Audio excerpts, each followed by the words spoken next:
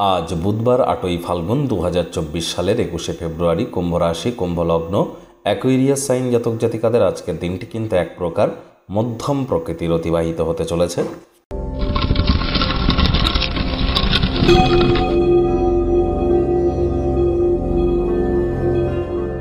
ভিডিওটির শুরুতেই স্ক্রিনে আপনারা দেখতে পাচ্ছেন বুধ গ্রহের বীজমন্ত্র ওম ব্রাং ব্রিং ব্রং স বুধায় নমঃ। বিদ্যা, বুদ্ধি, ব্যবসা এবং কমিউনিকেশনের ধারক কারক বাহক গ্রহ বুধ, যার জন্মছকে বুধ খারাপ, এই ধরনের ব্যক্তিবর্গদের আমরা দেখেছি সাধারণত ইন্ট্রোভার্ট হতে, অর্থাৎ একটু লাজুক প্রকৃতির হয়ে থাকেন।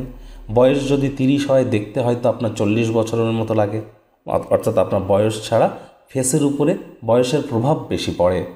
এবং এই ধরনের ব্যক্তিবর্গদের কমিউনিকেশনের ক্ষেত্রে কিছুটা গ্যাপ আমরা অনুভব করে থাকি। এমনটি যদি আপনার সাথে হয়, তাহলে আপনারা বুধের বীজমন্ত্র 108 বার জপ করুন, সকাল দুপুর সন্ধ্যা। সবুজ রঙের ড্রেস পরুন, মুখে একটি সবুজ রঙের এলাচ রাখুন, সবুজ শাকসবজি বেশি করে খান।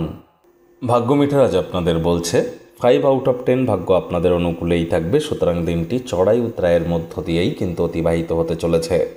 দেখুন, কোনো নেতিবাচক বা নেগেটিভ কথাবার্তা বলতে কিন্তু আমাদেরও ভালো লাগে না, তবে গ্রহ নক্ষত্রের হেরফের অনুযায়ী ইন জেনারেল ডেলি প্রেডিকশন আমরা প্রস্তুত করে থাকি। যাদের চন্দ্র রাশি কুম্ভ, অর্থাৎ মুন সাইন অ্যাকুয়ারিয়াস, সেই গণনা তাদেরই কিন্তু অধিকাংশ ক্ষেত্রে খাটবে। শুভ সংখ্যা থাকছে 7, শুভ রং থাকবে সাদা। বিদেশের সাথে যারা কারবারে যুক্ত আছেন তারা লাভান্বিত হবেন। বিদেশে যদি কোনো জমি জায়গাতে বিনিয়োগ করে থাকেন বা ভিন্ন রাজ্যে বা আপনার জন্মস্থান থেকে নেটিভ প্লেস থেকে অনেক দূরে, সেটি চড়া দামে বিক্রি হতে পারে, আর্থিক মুনাফা লুটতে পারেন। নতুন উদ্যোগ পরিকল্পনার পাশাপাশি নতুন নির্মাণ কার্যের শুরুয়াত আজ করা যেতেই পারে।